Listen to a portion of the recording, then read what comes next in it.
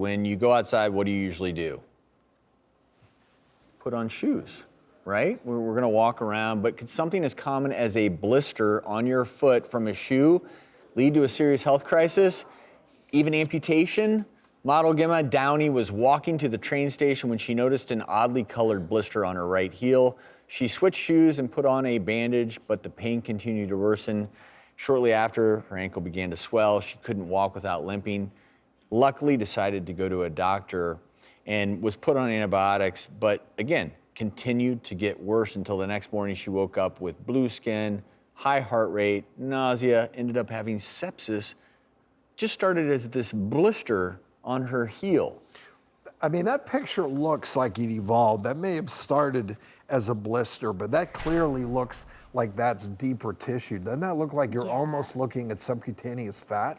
Absolutely, and I think that there's clearly something more to this story, because I think all of us have had a blister from our heel at some point. And it doesn't end up like this and in we most don't cases. end up, with bacteria in our bloodstream and sick and septic and in the hospital. So clearly there was something that occurred between point A and point B, but completely agree with you. When that blister started to go south, when you have spreading redness or warmth or pain that's just getting worse and worse rather than better and better, then those are watch signs that that infection is getting out of control.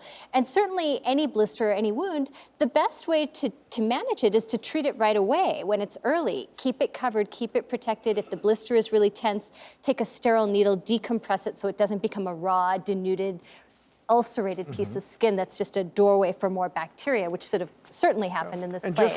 just like the other case, if things are not getting better, if this thing that started as a blister then appeared deeper, and then you start to see redness spreading on that leg, on that foot, then that's a sign that it's not getting any better, and you're at risk And not just that, to become Drew. septic. Not just that, because that's the local manifestation of infection, but sepsis, you're really looking at a systemic inflammatory response.